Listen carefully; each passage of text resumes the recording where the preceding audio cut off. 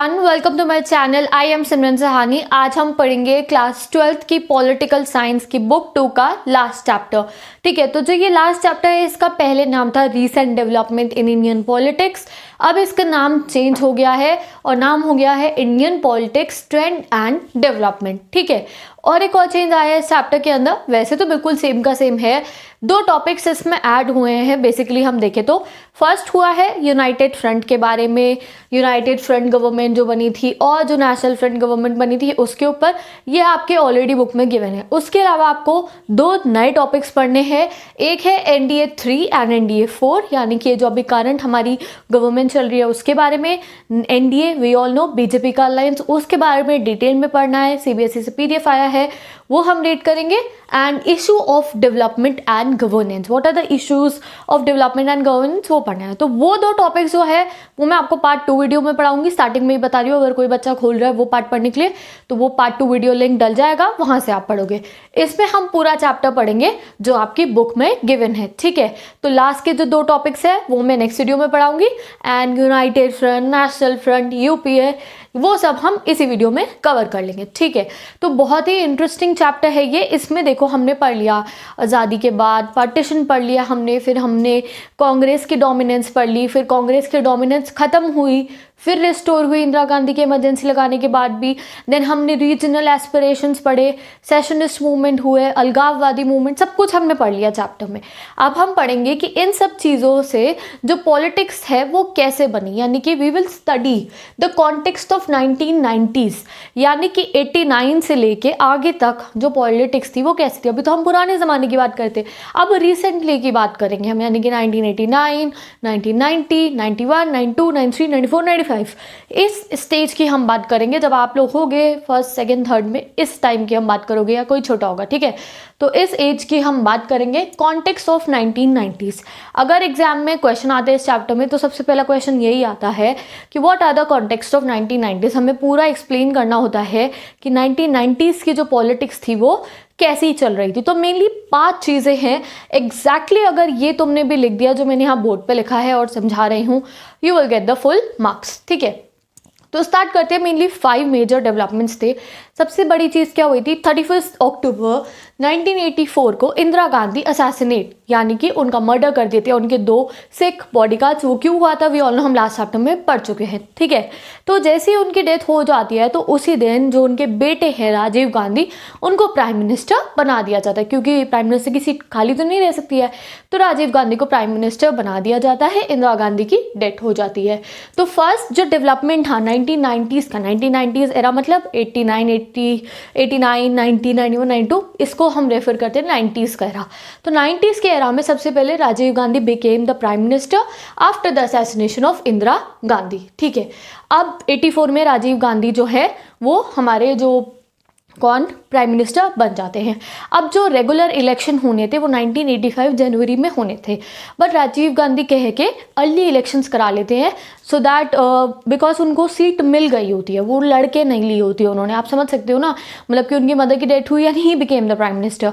तो इसलिए जो इलेक्शन होने होते हैं 1985 जनवरी के अंदर, वो इलेक्शन थोड़ी पहले हो जाते हैं 84 के अंदर। तो ये आपको याद रखना है।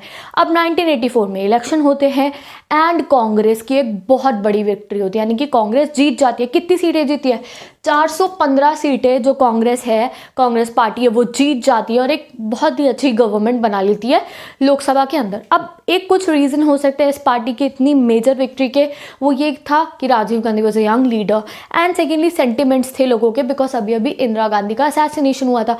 तो कुछ सेंटिमेंटल इश्यूज भी हो सकते हैं, या फिर यूनिटी ऑफ इंडिया पे सवाल खड़े हो रहे थे, इसलिए लोगों ने कांग्रेस को वोट करा एंड कांग्रेस की इतनी मेजर विक्ट्री हुई इन 1984। तो यहाँ पे जो कांग्रेस थी इसने एक बहुत अच्छा कमबैक, आप एक तरीके से कह सकते हो, करा था। इतनी भारी भरकम सीटें कांग्रेस जीत गई थी इंदिरा गांधी की डेथ के बाद। राजीव गांधी जो है वो अच्छे खासे प्राइम मिनिस्टर बन जाते हैं। देन आपकी बुक में बता रखा है वो स्टेज जिसको हमने बोला कांग्रेस की जो डोमिनेंस है, कांग्रेस राज जो है वो बिल्कुल खत्म हो गया है। वो कब होता है, वो होता है 1989 के इलेक्शन के अंदर। व्हाट, अब 1 मार्कर आएगा, what does the 1989 election means. तो 1989 election mark the end of the Congress system. ये जो हमारा 89 के इलेक्शन थे, इन्होंने कांग्रेस के जो सिस्टम था उसको एंड कर दिया। अब क्यों करा? बिकॉज जो पहला ये ऐसा इलेक्शन था जिसमें कांग्रेस ने आज तक की सबसे कम सीटें जीती थी। कितनी जीती थी? Only 197 seats. तो ये कांग्रेस की एक बहुत बुरी हार थी। और आगे इस वाले टॉपिक में एरा ऑफ कोलिशंस में मैं पूरा आपको पढ़ाऊंगी कि ऐसा नहीं अब कांग्रेस तो हार गई तो अब कौन सी पार्टी थी, अब कांग्रेस नहीं है तो फिर कोई और पार्टी भी तो हमें चाहिए सरकार बनाने के लिए। तो किस पार्टी की सरकार बनी थी वो सब हम आगे पढ़ेंगे। तो when did the era of Congress, मतलब आप कह सकते हो खत्म कब हुआ era of Congress, end of Congress system कब हुआ? 1989 के अंदर कांग्रेस सिस्टम एंड हो जाता है कंप्लीटली। ठीक है, तो ये फर्स्ट उसकी वो थी 90s के अंदर। जैसे हम 90s में एंटर करें 1989 में कांग्रेस सिस्टम खत्म हो गया। तो this was the first major development. Second major development was the Mandal issue. Mandal issue के बारे में भी हम आगे पूरा डिस्कस करेंगे। यहाँ ग्लिम्स मिल रहा है अपने चैप्टर का हमें। मंडल इशू इंप्लीमेंट करती है national front government in 1990। National front government यहाँ पढ़ेंगे हम। ये 1990 में मंडल इशू जो है, मंडल कमीशन जो है वो लागू कर देती है। मंडल कमीशन में क्या होता है, जो गवर्नमेंट जॉब्स है, सेंट्रल गवर्नमेंट की जो जॉब्स है उसमें 27% फिक्स कर देते हैं फॉर द बैकवर्ड क्लासेस। तो उसका भी बहुत ज़्यादा इफेक्ट होता है। जो जनरल कैटेगरी के लोग हैं, जो एलाइट्स है, जो अपर कास्ट है, वो बहुत प्रोटेस्ट करते हैं, बच्चे प्रोटेस्ट करते हैं, स्टूडेंट्स प्रोटेस्ट करते हैं दैट रिजर्वेशन क्यों मिल रही है। तो उससे काफ़ी सारी पॉलिटिक्स जो है वो बनती है। बट इस चीज़ में हमें ये देखा गया जो मंडल कमीशन थी उसको हर एक गवर्नमेंट ने सपोर्ट करा, यानी कि politicians were supporting the Mandal commission and the upper caste and the elites were not supporting. क्यों? बिकॉज पॉलिटिशियंस के लिए वोट बैंक था। Other backward classes are their vote bank, therefore they wanted that Mandal commission should be establish. कोई सी भी government हो वो चाहते थे मंडल कमीशन लागू हो जाए। थर्ड, दो पढ़ लिए हमने। Third was the new economic policy plan. हम सबको पता है 1991 में एलपीजी लगा था, लिबरलाइजेशन, प्राइवेटाइजेशन, ग्लोबलाइजेशन। बिकॉज जब हमको आज़ादी मिली थी तो हमने अपने दरवाजे बंद कर लिए थे। हमने कहा था नहीं भैया, हमें किसी बाहर के एमएनसी से ट्रेड व्रेड नहीं करना है। ईस्ट इंडिया कंपनी आके हमारी धज्जियाँ उड़ा के चली गई थी। ठीक है, तो इसलिए हम लोग ने अपने दरवाजे बंद करके रखे हुए थे। ट्रेड लाइसेंस और तारीफ टैक्सेस लगते थे, इम्पोर्ट एक्सपोर्ट करने में बहुत दिक्कत होती थी। बट 90s आप कह सकते हो 90s में चेंजेस आने शुरू हुए। एंड जैसे ही ये गवर्नमेंट बनी थी जब हमारी राजीव गांधी की, राजीव गांधी ने इनिशिएट करा था रेडिकल रिफॉर्म्स। रेडिकल रिफॉर्म्स मतलब बिल्कुल रिफॉर्म उन्होंने चेंज करे। उन्होंने कस्टम ड्यूटीज़ चेंज करी, उन्होंने तारीफ्स कम करे। एंड ये शुरुआत किसने करी थी? राजीव गांधी ने इकोनॉमिक रिफॉर्म्स लाने की शुरुआत करी थी इंडिया के अंदर, क्योंकि इंडिया उस समय घाटे में जा रहा था। तो इसलिए जो ये बैरियर्स थे, ट्रेड बैरियर्स, ये सब हटाने की कोशिश की गई। And finally we all know 1991 के अंदर जो हमारी इकोनॉमिक पॉलिसी थी उसमें चेंज लाया गया।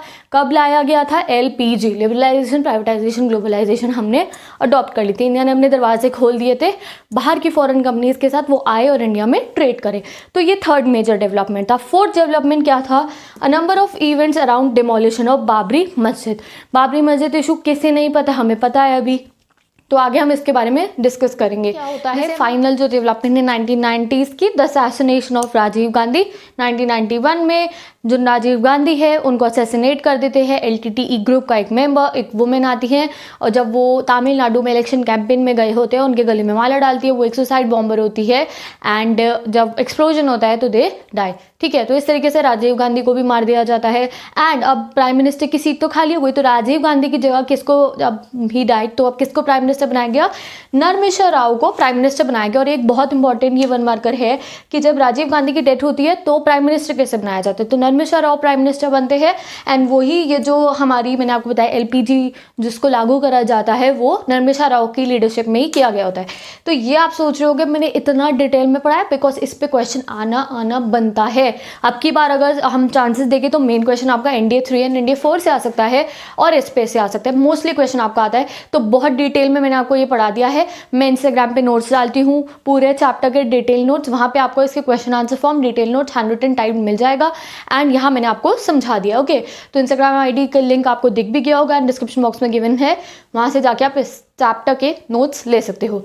तो ये हमारा यहाँ पे स्टार्टिंग खत्म हो गई चैप्टर की। अब स्टार्ट करते हैं एरा ऑफ कोलिशन। तो सबसे पहले आप मुझे बताओ कोलिशन क्या होता है? कोलिशन वी ऑल नो, जब एक मेजॉरिटी होती है, 271 सीट्स की मेजॉरिटी होती है, अगर किसी भी पार्टी को सरकार बनानी है तो एक मेजॉरिटी उसे गेन करनी होती है। बट एट टाइम्स ऐसा होता है कि कोई भी पार्टी मेजॉरिटी नहीं गेन कर पाती। अब हम सपोज करते हैं देयर है पार्टी ए, बी, सी, डी, ठीक है।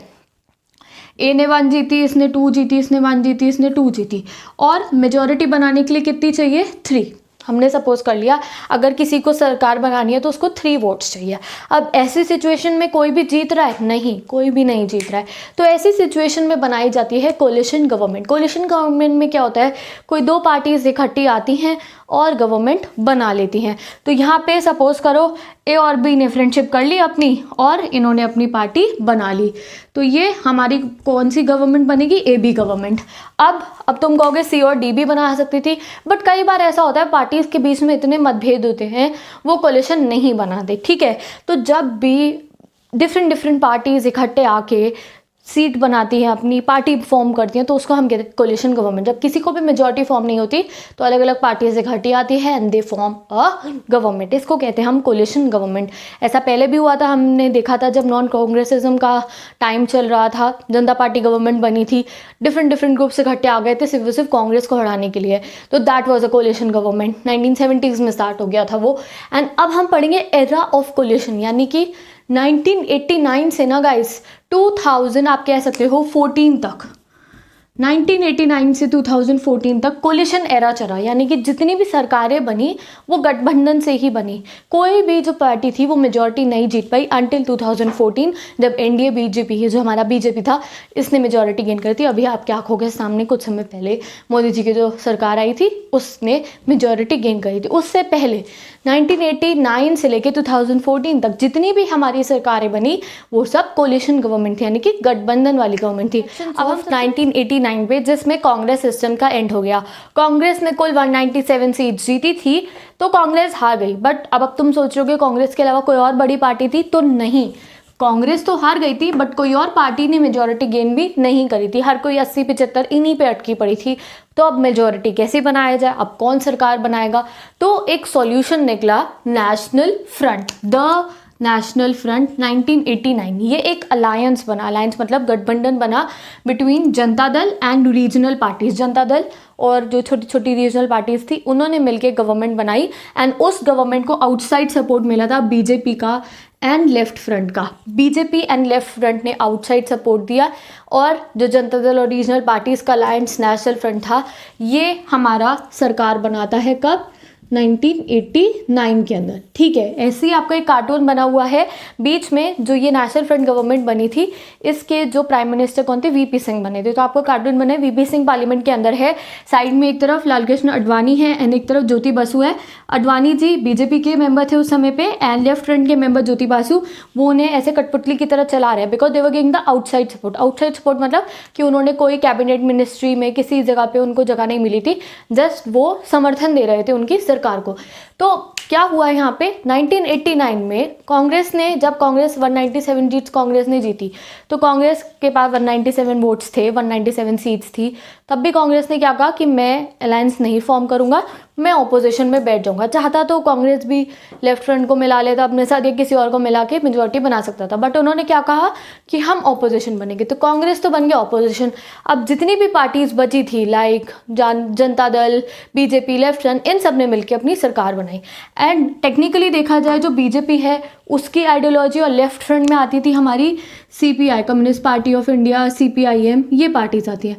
इनकी आइडियोलॉजीज बिल्कुल डिफरेंट है, बट देखो सरकार बनाने के लिए डिफरेंट आइडियोलॉजीज़ की जो सरकारें थी, जो पार्टीज़ थी, उन्हें इकट्ठा आना पड़ा। This was the you can say magic of coalition era.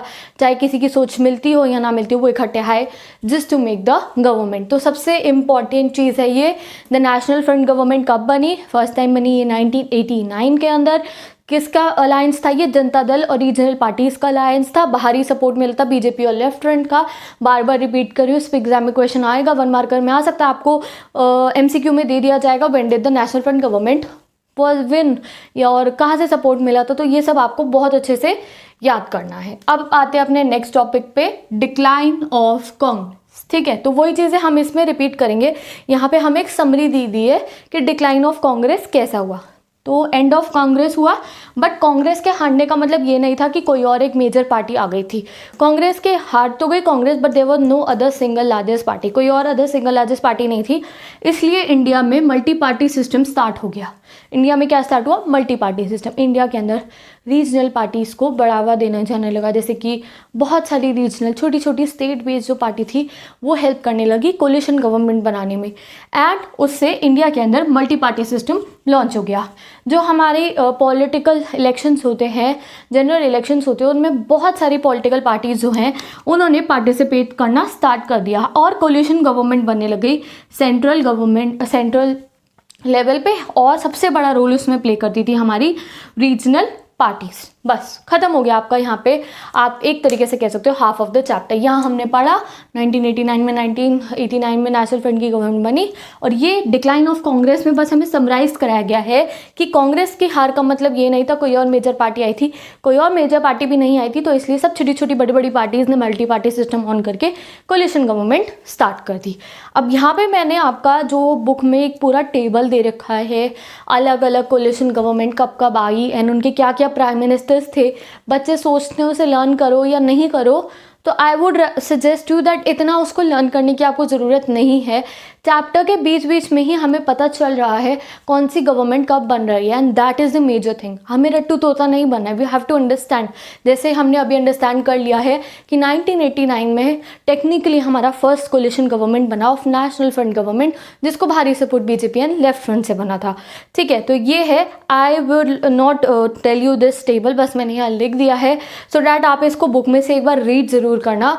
But जो बुक के अंदर की चीज़ें हम उस पर ज़्यादा ध्यान देंगे, जो हमें चैप्टर के बीच बीच में I will tell you go through that. Okay, अब आते हैं अगला टॉपिक अलायंस पॉलिटिक्स में, और इसमें मैं मेनली आपको बता रही हूँ पहले हम क्या पढ़ेंगे। इसमें हमें ये असलियत दिखाई गई हमारी पॉलिटिक्स की कि कई बार ऐसे होता था कि कांग्रेस ना आए, सरकार ना बनाए, तो इसलिए डिफरेंट डिफरेंट पार्टीज इकट्ठी आ जाती थी, और कई बार ऐसे होता था कि बीजेपी ना आए, सरकार ना बनाए, तो इसलिए डिफरेंट आइडियोलॉजीज की पार्टीज इकट्ठे आ जाती थी। तो मेनली आइडियोलॉजी का कोई सीन ही नहीं रहा था इंडिया के अंदर उस समय पे, बस ये हो गया था इसको दूर रखना है, हमें पावर में आना है।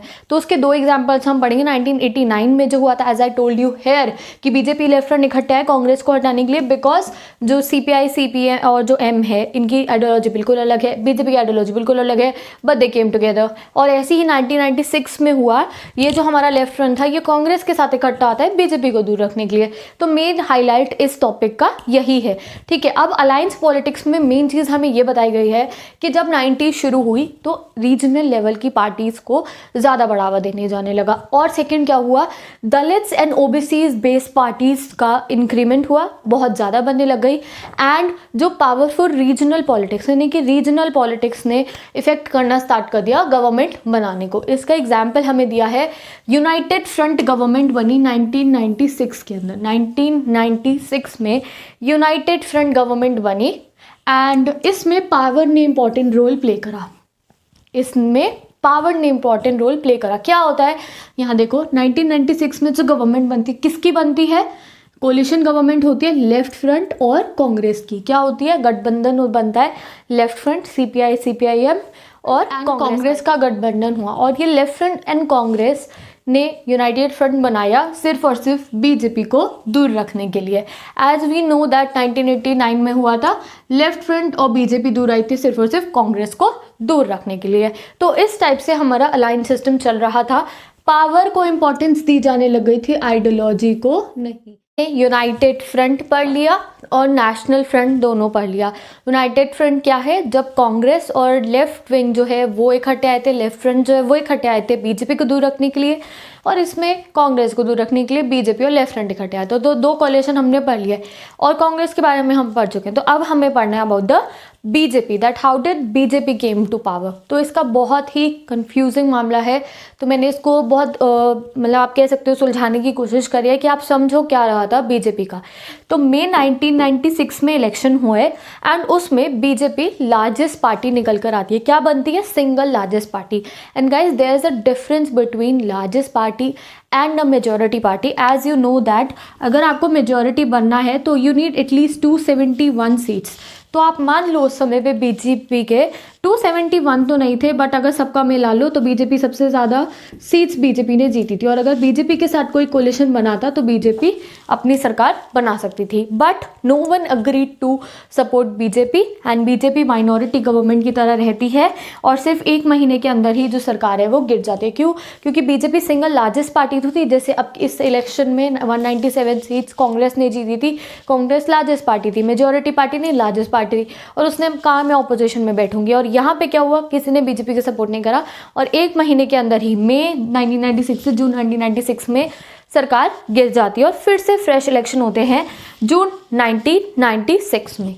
जो जून 1996 में इलेक्शन होते हैं उसमें फिर से यूनाइटेड फ्रंट आ जाती है, वही कांग्रेस और लेफ्ट फ्रंट वाली, और ये भी चलती है जून 1996 से मार्च 1998 तक। सिर्फ ये है जो आपको लर्न करना है, as I have told you, मैं तुम्हें बता दूंगी जो तुम्हें लर्न करना है। तो जून 1996 से मार्च 1998 तक यूनाइटेड फ्रंट गवर्नमेंट रहती है।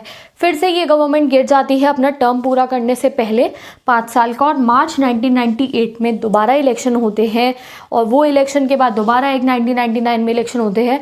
तो फाइनल कमबैक जो आप कह सकते हो, या फिर फाइनली जो हमारा बीजेपी है वो पावर में आता है, दैट इज़ इन 1999 अक्टूबर, और प्राइम मिनिस्टर बनते हैं Atal Bihari Vajpayee. And here you can see जो अक्टूबर 1999 में, जिस ईयर में मैं बॉर्न हुई थी, उस ईयर में जब बीजेपी का अलायंस जो बनती है, जब बीजेपी एनडीए के अलायंस के साथ, तो ये 2004 तक कंप्लीट करती है अपना फुल ऑन टर्म, और अटल बिहारी वाजपेयी इस समय पे हमारे प्राइम मिनिस्टर होते हैं, एंड ये फुल टर्म कंप्लीट कर लेती है। अगर हम टेक्निकली देखें तो 1999 टू 2004 में बीजेपी अपना फुल टर्म कंप्लीट करती है। उससे पहले जितनी बार भी आई तो फुल टर्म कंप्लीट उसने नहीं करा। तो फाइनली री इलेक्ट जब हुई थी ये 1999 अक्टूबर में, अटल बिहारी वाजपेयी प्राइम मिनिस्टर बने, तो बीजेपी ने अपना फुल टर्म कंप्लीट करा। उसके बाद 2004 में जब इलेक्शन हुए तो वी ऑल नो तब भी यूपीए गवर्नमेंट बनी थी। अब हमारा थर्ड अलायंस आ गया है, यूनाइटेड प्रोग्रेसिव अलायंस, कांग्रेस वाला, वी ऑल नो यूपीए। ये यूपीए गवर्नमेंट जो थी ये 2004 से 2014 तक चली, और 2014 में हमें पता है हमारे सामने एनडीए बीजेपी की सरकार बनी, 14 में भी और 19 में भी। तो यहाँ हमने पूरा पढ़ लिया दैट किस तरीके से चल रहा है हमारा पॉलिटिकल सिस्टम, और बस यही डेट्स है जो तुम्हें लर्न करनी है, तो इसको अपने नोट्स वाले रजिस्टर में लिख लो। तो यहाँ पे हमारा ऑलमोस्ट चैप्टर का जो फर्स्ट पोर्शन है वो कंप्लीट हो गया है।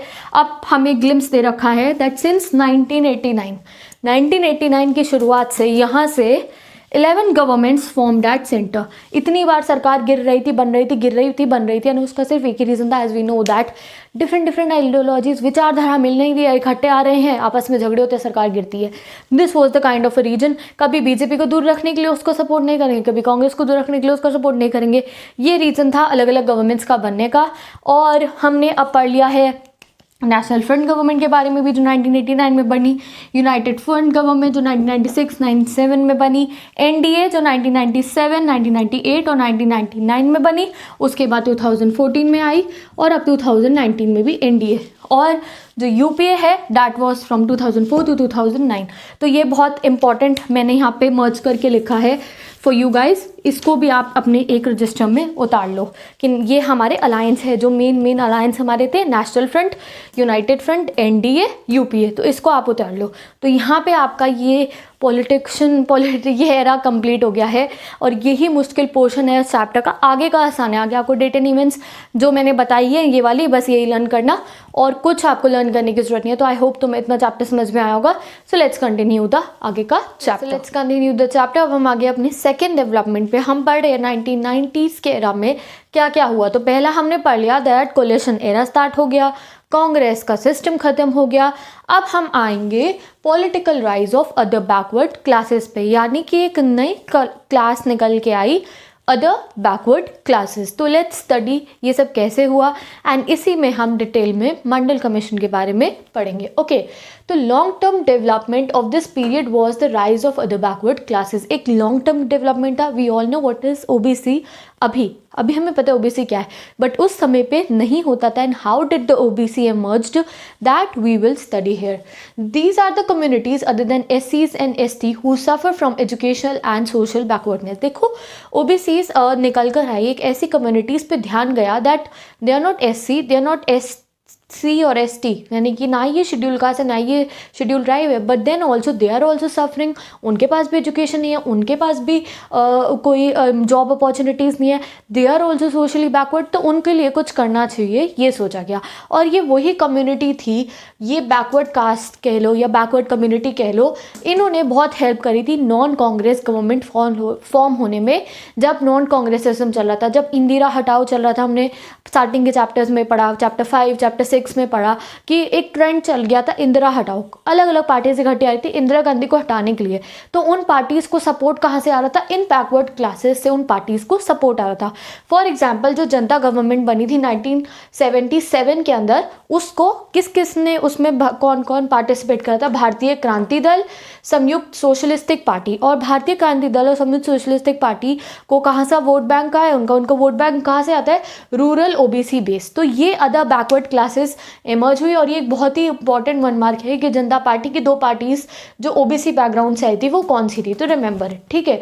तो यहाँ हमें समझ में आ गया दैट एक और बैकवर्ड क्लास है हमारी ओबीसी, एक ऐसा एरिया है हमारी कास्ट का जिसको बदलाव की, रिफॉर्म लाने की, अपलिफ्ट होने की ज़रूरत है, रादर देन एससीज and ST. SC and STs के लिए तो रिफॉर्म्स बन गए, अब ओबीसी के लिए बनने थे। तो इम्प्लीमेंट हुई हमारी मंडल कमीशन। अब कोई कमीशन क्या होती है, यानी कि तुम्हें स्कूल में तुम्हारी कोई बॉडी बना दी है कि देखो भैया बच्चों को किस चीज़ की ज़रूरत है, आपके स्कूल में एक स्पोर्ट्स कम्युनिटी बना दी, उसमें डिसाइड करा जाएगा कि कौन से बच्चे स्पोर्ट्स में अच्छे होने इकट्ठे लेकर आएंगे, उनको अच्छे अच्छे इक्विपमेंट्स प्रोवाइड करेंगे, उनको ट्रेन करेंगे सो दैट उनकी जो स्पोर्ट्स वाली स्किल है वो डेवलप हो। तो एक बॉडी बनाई जाएगी ना, फुल ऑन बच्चे भी होंगे जिसमें टीचर्स भी होंगी।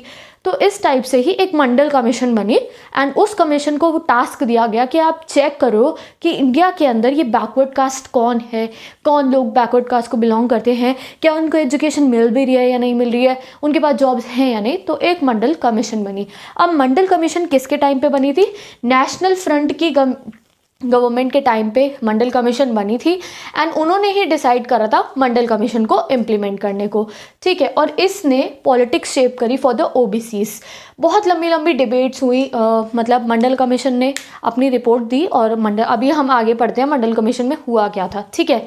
तो मंडल कमीशन ने अपनी रिपोर्ट दी और उसमें उसने कहा कि जो ओबीसीज है उनको हमें रिजर्वेशन देनी चाहिए। अब जैसे ही ये रिजर्वेशन वाली बात आई तो लोगों ने डिबेट्स करनी शुरू कर दी दैट देनी चाहिए या नहीं देनी चाहिए। तो बहुत ही ज़्यादा जो डिबेट हो रही थी ऑन ओबीसीज के हक को लेकर बहुत ज़्यादा डिबेट होनी शुरू हो गई थी। अब कुछ कुछ पार्टीज़ बनने लग गई। आपको पता है इंडिया में कितनी सारी पॉलिटिकल पार्टीज़ है। अब एक नई पॉलिटिकल पार्टी फॉर्म होने लग गई जो स्पेशली ओबीसीज के ऊपर बेस्ड थी। ये आगे मैं आपको यहाँ पढ़ाऊंगी। For example Bahujan Samajwadi party हो गई और भी बहुत सारी, खाली वो नहीं, मतलब उसमें तो दलित्स भी थे और उस एससीज भी थे, एसटी भी थे, माइनॉरिटीज़ भी थे। तो कुछ ऐसी पॉलिटिकल पार्टीज़ बनने लगी जो स्पेशली ओबीसीज के लिए वर्क करना चाहती थी एंड उन्होंने कहा हम ओबीसीज को एजुकेशन प्रोवाइड कराएंगे, जॉब देंगे और पावर देंगे। पावर मतलब सत्ता दी जाएगी कि सेंट्रल गवर्नमेंट इलेक्शन में, स्टेट गवर्नमेंट इलेक्शन में उनको सीटें दी जाएंगी। तो ये पार्टीज़ जो थी उन्होंने काफ़ी ज़्यादा इंडियन सोसाइटी जो है हमारी उसमें बहुत ही ज़्यादा उन्होंने करा कि इनको रिजर्वेशन मिलनी चाहिए and OBC should get the equal representation in administration. तो ये कुछ पार्टीज़ बनी। फॉर एग्जांपल 2 पार्टीज़ यही हो गई आपकी, भारतीय क्रांति दल, संयुक्त socialist party, and they started that कि इन सब जो ओबीसीज हैं और द बैकवर्ड क्लासेज हैं इनको रिप्रेजेंटेशन मिले, इन्हें रिजर्वेशन मिले एजुकेशन में, गवर्नमेंट जॉब में, और इन्हें सीटें मिले पार्लियामेंट के अंदर, ठीक है। ये हुआ। अब what was the Mandal commission, ठीक है। तो ये जो रिजर्वेशन का सिस्टम है, रिजर्वेशन मतलब क्या हुआ आप सबको पता है। रिजर्वेशन कोटा फिक्स होता है कि इतनी सीटों पे इनका आके इतनी एम्प्लॉयमेंट इनकी है, ठीक है। तो reservation for OBCs other backward class south में, यानी कि डेक्कन में, इंडिया के साउथ स्टेट्स में पहले से था, 1960s से ही था। बट नॉर्थ इंडिया के अंदर ऐसा नहीं था, यानी कि नॉर्थ इंडिया में रिजर्वेशन नहीं दे रखा था ओबीसीज को। जनता गवर्नमेंट पार्टी जो बनी थी हमारी, ये 1977 वाली, इंदिरा गांधी के टाइम वाली, उसने डिमांड करी रिजर्वेशन फॉर ओबीसीज की। एंड सबसे पहला काम किसने करा था ओबीसीज को रिप्रेजेंटेशन देने का? नॉर्थ इंडिया में, साउथ में तो पहले से था, नॉर्थ इंडिया में सबसे पहले ओबीसीज को representation the chief minister of Bihar ने, कर्पूरी ठाकुर। तो ये वन मार्कर है, बहुत ज़्यादा आपको इसे याद रखना है। तो कर्पूरी ठाकुर ने ओबीसीज को रिजर्वेशन दे दी इन कहाँ पे? बिहार में, ठीक है। तो अब जब ये सब कुछ हुआ तो 1978 में एक कमीशन बनाने का डिसाइड हुआ, मंडल कमीशन। अब हम देखो, पहले मैंने आपको बता दिया क्या हुआ मंडल कमीशन, अब हम डिस्कस करें, बुक में भी ऐसे ही गिवन है। तो 1978 में डिसाइड हुआ कि एक कमीशन बनेगी, Mandal commission, to improve the condition of OBC. देखो ओबीसीज अच्छी हालत में नहीं रह रहे थे, they were not having education, कोई सोशल बैकवर्डनेस थी, उनकी इकोनॉमिक स्टैंडर्ड्स ऑफ लिविंग अच्छे नहीं थे, तो इसीलिए ये कमीशन बनी उनके स्टैंडर्ड्स को इम्प्रूव करने के लिए। और इस कमीशन को बोला गया मंडल कमीशन का दूसरा नाम क्या है, 1 मार्कर, कि what is the other name of Mandal commission, ये रहा। अदर नेम है इसका सेकेंड बैकवर्ड क्लासेस कमीशन। अब भैया ये सेकंड बैकवर्ड क्लासेस क्यों लगाया, अदर बैकवर्ड क्लासेस क्यों नहीं लगाया? सेकंड इसलिए लगाया बिकॉज इंडिपेंडेंस के बाद, अंग्रेजों के जाने के बाद दूसरी बार कोई ऐसी कमीशन, ऐसी बॉडी बनी थी जो ये रिजर्वेशन के ऊपर काम करने वाली थी, तो इसलिए सेकंड बैकवर्ड, उससे पहले भी बनी थी और अब सेकंड टाइम बनी थी, तो इसलिए इसका नाम सेकंड बैकवर्ड क्लासेस कमीशन रखा गया। अब इस कमीशन के चेयरपर्सन कौन थे? बिंदेश्वरी प्रसाद मंडल, BP मंडल, इसलिए इस कमीशन का नाम क्या रख दिया? मंडल कमीशन। जो चेयरपर्सन होता है ना, उसी के नाम पे जो कमीशन है उसको रख दिया जाता है, ठीक है। मंडल कमीशन ने अपनी रिपोर्ट तैयार करी, पूरा अपना काम धाम फाइलें इकट्ठी करके और उसका कंक्लूजन रिपोर्ट तैयार करी और वो दे दी 1980 के अंदर। अब 1980 में जब उन्होंने अपनी रिपोर्ट दी, तब तक जनता गवर्नमेंट तो गिर चुकी थी, आपको पता है 1977 में जनता गवर्नमेंट ने कहा मंडल कमीशन को रिपोर्ट बनाने को, और जब तक जनता गवर्नमेंट गिर गई थी और तब आई हमारी मंडल कमीशन की रिपोर्ट, ठीक है। तो इस रिपोर्ट को यहाँ मैंने आपको पढ़ा दिया। मंडल कमीशन की जितनी भी रिकमेंडेशंस थी उसको इम्प्लीमेंट किसने करा था? नेशनल फ्रंट की गवर्नमेंट। तो तुम्हें ये याद रखना है कि जनता गवर्नमेंट के टाइम पे मंडल कमीशन बनी थी, बट इम्प्लीमेंट किसके टाइम पे हुई? नेशनल फ्रंट गवर्नमेंट के टाइम पे जो मंडल कमीशन है वो इम्प्लीमेंट हुई थी। और जिस दिन मंडल कमीशन को इम्प्लीमेंट करने चाहा तो बहुत ही ज़्यादा आप कह सकते हो हल्ला मच गया, प्रोटेस्ट होने लग गया आरक्षण के लिए। आप कह सकते हो जो स्टूडेंट्स ने प्रोटेस्ट करा, वी ऑल नो, जलाया गया, स्टूडेंट्स ने खुद को जलाया एंड एवरीथिंग, जो कुछ भी हुआ। तो उस होने का रीज़न क्या था? तो मेन रीज़न ये था कि मंडल कमीशन ने ये कहा कि 20% of seats in education institution government job should be reserve for OBCs, यानी कि 27% सीटें जो एजुकेशन इंस्टीट्यूट्स में है, बड़े बड़े कॉलेजेस में, बड़ी बड़ी गवर्नमेंट जॉब्स के लिए, वो रिजर्व होने चाहिए ओबीसीज के लिए। कुछ रिप्रेजेंटेशन एसटी के लिए भी, कुछ रिप्रेजेंटेशन एसटी के लिए भी है।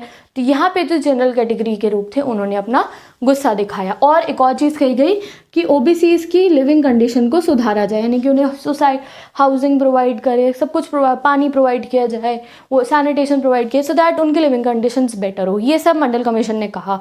तो अब क्या होता है आगे, let's study. In August 1990 the national government decided to implement Mandal report. तो दिस इज अ 1 मार्कर, मैंने आपको बता दिया किसने रिपोर्ट को इम्प्लीमेंट करा था मंडल कमीशन की? नेशनल फ्रंट गवर्नमेंट में। किस डेट को करा था? अगस्त 1990। गाइस भर भर के 1 मार्कर्स है। आपका एमसीक्यू वाला पेपर आना है, आपकी बारी 16-17 नंबर के एमसीक्यू हैं और वो यहीं से आएंगे। आपको लिखा जाएगा who decided to we can say that who decided to give a breakthrough to the Mandal commission, इस टाइप से, यानी कि किसने, तो वो जनता गवर्नमेंट ने। इम्प्लीमेंट किसने करी? नेशनल फ्रंट गवर्नमेंट ने। किस डेट को करी? अगस्त 1990। भैया भयंकर क्वेश्चन आएंगे, इसलिए मैं इस वीडियो में तुम्हें डिटेल में अंदर तक जाके पढ़ा रही हूँ बार बार, ठीक है। और जैसे ही ये डिसीजन हुआ तो agitation sparked in the north India. सिर्फ नॉर्थ इंडिया में, तुम्हें कंफ्यूज करने के लिए पूछा जाएगा फुल इंडिया में होता? नहीं भाई, साउथ इंडिया में तो 1960 से ही रिजर्वेशन मिल रखी है, तो वो क्यों प्रोटेस्ट करेंगे? नॉर्थ इंडिया में हुआ क्योंकि नॉर्थ इंडिया में अभी 1990 में ये लॉन्च हुआ था, ठीक है। अब जब ये लॉन्च हुआ तो एक लेडी ने पिटिशन फाइल करा, काफ़ियों ने करा था सुप्रीम कोर्ट के अंदर अगेंस्ट दिस, दैट ये नहीं होना चाहिए। तो very famous cases, Indira Sahni case, you must be knowing about this. Supreme court में पिटिशन फाइल की गई that this shouldn't be done, and उस केस का जो रिजल्ट आया, जो जजमेंट आई, वो गवर्नमेंट के हक में था, यानी कि गवर्नमेंट जीत जाती है और ये जो मंडल कमीशन की जो रिपोर्ट की जो रिकमेंडेशन थी ये लागू हो जाती है कि 27% जो हमारा रिजर्वेशन है वो दिया जाएगा। बट हाँ, ये कह दिया जाता है कि टोटल रिजर्वेशन जो है वो 50% को क्रॉस नहीं कर सकता। तो ये आपको इसमें क्या डेट याद रखनी है कि इंदिरा साहनी केस कब फाइल हुआ था? नवंबर 1992 की बात है, एंड इसका जजमेंट आई थिंक 1993 के आसपास आया था, ठीक है। तो कब फाइल हुआ था ये याद रखना, नवंबर 1992। ये एक लेडी ने फाइल करा था, इंदिरा साहनी, ठीक है। अब एक और चीज़ आपको इसमें याद रखनी है, देखो ये तो हमारी 1990s की टाइम की बात थी। अब अगर प्रेजेंटली देखो 2001, 2, 3, 4, 5, 6, 7, 8, 9, 10 अभी की अगर बात देखो तो कोई भी ऐसी मेजर पॉलिटिकल पार्टी नहीं है जो मंडल कमीशन को यानी कि ये इस रिजर्वेशन को फॉर द ओबीसी सपोर्ट नहीं करती। हर एक पार्टी जो है आज के समय पे इस रिजर्वेशन को सपोर्ट करती है। तो एक बार रिवाइज कराऊँ इसको, क्या है मंडल कमीशन। सबसे पहले तो रिकॉग्नाइज करा गया ओबीसी है कौन। पहले तो बस SC ST थे, फिर रिकॉग्नाइज करा ओबीसी कौन है, जिन्होंने जनता गवर्नमेंट बनाई थी इंदिरा गांधी के टाइम पे, नॉन कांग्रेसिज्म के टाइम पे। उसके बाद ये डिसाइड किया गया कि ओबीसीज के लिए एक कुछ अच्छा काम करा जाएगा, तो मंडल कमीशन बनाई गई। मंडल कमीशन ने कहा कि हम उनको मंडल कमीशन बनाने, किसने स्टार्ट करी, जनता गवर्नमेंट ने। मंडल कमीशन की रिपोर्ट रेडी हुई थी, तब तक जनता गवर्नमेंट पावर में थी नहीं, तो नेशनल फ्रंट गवर्नमेंट ने मंडल कमीशन को इम्प्लीमेंट करा। एंड क्या हुआ, रिजर्वेशन मिली ओबीसीज को। जब रिजर्वेशन मिली तो गुस्सा आया लोगों को, जनरल कैटेगरी के लोगों ने प्रोटेस्ट करा, केस फाइल हुआ बाय इंदिरा साहनी। केस के डिसीजन में गवर्नमेंट जीत जाती है। एंड अगर हम आज की तारीख देखें तो हर एक पॉलिटिकल पार्टी ओबीसीज के रिजर्वेशन को सपोर्ट करती है और ओबीसीज के पास रिजर्वेशन है। तो this was the whole Mandal commission, मैंने आपको करा दिया अच्छे से। अब इस लास्ट टॉपिक पे आते हैं, पॉलिटिकल फॉल आउट यानी कि इस मंडल कमीशन वाले उसका। तो 1978 में BAMCEF वॉज फॉर्म। BAMCEF आपको पता होगा, बताओ मुझे आप किस में, कमेंट सेक्शन में। दिस इज योर होमवर्क, ठीक है। तो it is not an ordinary trade union, normal trade union ये नहीं था। ये जो ट्रेड यूनियन था ये बहुजन के लिए काम करता था। ना व्हाट इज़ बहुजन, 1 मार्कर आ गया है। बहुजन क्या है, SC ST OBC माइनॉरिटी के पावर के लिए काम करते हैं, यानी कि सारी जो हमारी backward schedule tribe and minorities है इनके लिए ये ट्रेड यूनियन बना। एंड इट वर्कड एंड धीरे धीरे ये एक पार्टी में ट्रांसफॉर्म हुआ जिसका नाम हुआ बहुजन समाजवादी पार्टी। एंड इसको फॉर्म करा था काशीराम ने, ठीक है। एंड बहुजन समाजवादी पार्टी पहले एक स्मॉल पार्टी थी जिसको सिर्फ दलित वोटर्स सपोर्ट करते थे from UP, Punjab and Haryana. धीरे धीरे बहुजन समाजवादी पार्टी, आपको पता होगा मायावती जिनकी मेन लीडर है, आप मतलब कैमरे पे रहती है, सामने आती है मायावती अध्यक्ष जो है, ठीक है। तो 1989-1991 में 89-91 में ब्रेक थ्रू मिला, यानी कि पहली बार ऐसा हुआ कि कोई ऐसी ओबीसी पे बेस्ड एक आप कह सकते हो लो बैकवर्ड क्लासेस पे बेस्ड कोई जो पॉलिटिकल पार्टी थी वो पावर में आई थी in UP. And it was a political success for them, यानी कि जब बीएसपी 1989 में इलेक्शन जीतती है यूपी के अंदर तो ये एक पॉलिटिकल ब्रेक थ्रू था। जैसे कोई हीरो हीरोइन को ब्रेक मिलता है ना, यानी कि बिल्कुल ही अब हो गया है कि ये पार्टीज़ भी, ये रीजनल पार्टीज़ भी जो पॉलिटिक्स है उसमें इन्वॉल्व होगी। और बीएसपी अब एक मेजर पॉलिटिकल पार्टी है in state. As we all know BSP एक बहुत बड़ी पार्टी बन चुकी है आज के समय पे। एंड ये कई बार गवर्नमेंट बना चुकी है, खाली यूपी में ही नहीं, बहुत सारी स्टेट्स के अंदर बीएसपी की गवर्नमेंट फॉर्म हुई है। तो this was the all in this chapter OBCs and एससीज के ऊपर। और अब लास्ट टॉपिक में हमें ये बता दिया गया लास्ट लाइन में कि आज के समय पे अगर हम देखें तो दलित्स एंड ओबीसीज इनके ऊपर भी सेपरेट पार्टीज हो गई है, because they are different group. Dalits अलग हैं, ओबीसीज अलग हैं, इनकी भी अलग अलग पार्टीज बन गई है and they are also having competition. तो this is all about the Indian politics. तो यहाँ हमने ओबीसीज भी पढ़ ली, इसमें मेनली आपको बहुजन का मतलब याद रखना है, बीएसपी का याद रखना है, और बीएसपी को फर्स्ट ब्रेक थ्रू मिला था यूपी के अंदर 1989-91 इलेक्शन के अंदर। So this was all about today's video. यहाँ पे मैं आज की वीडियो ख़त्म करी हूँ बिकॉज ये चैप्टर बहुत क्रूशियल चैप्टर है आपकी बुक का। एक तो चैलेंजेस ऑफ नेशन बिल्डिंग ले लो इस बुक से, and this chapter is the heart and soul of your Indian politics. Okay, तो ये आपको बहुत ध्यान से करना है। तो अब नेक्स्ट जो एडेड टॉपिक्स हैं यानी कि NDA 3 and NDA 4 and issues of development and ये जो बाबरी मस्जिद वाला जो हमारा टॉपिक है ये मैं आपको नेक्स्ट वीडियो में पढ़ाऊंगी। नेक्स्ट वीडियो का लिंक तुम्हें डिस्क्रिप्शन बॉक्स में मिल जाएगा। जैसे ही ये वीडियो देखोगे वैसे ही वो वाली वीडियो देखने बैठ जाना। Best of luck for your board exam. Next video में हम फुल चैप्टर कंप्लीट कर लेंगे, नोट्स आपको मिलेंगे इंस्टाग्राम के ऊपर। And if you don't know political science का रिवीजन बैच भी ऑन है मेरे यूट्यूब चैनल के ऊपर, तो प्लेलिस्ट ढूंढना revision batch of political science. वहाँ पे मैंने कोल्ड वॉर से लेके इन सब चैप्टर्स के important question, 1 markers, MCQ, map based, cartoon question, वो सब करा रही। You can go and just watch the revision batch. So thank you so much for this video. Next video में चैप्टर को कंप्लीट कर लेंगे। Don't forget to share this video with all your classmates. अब मिलूंगी आपसे next video में। Till then bye bye, best of luck and do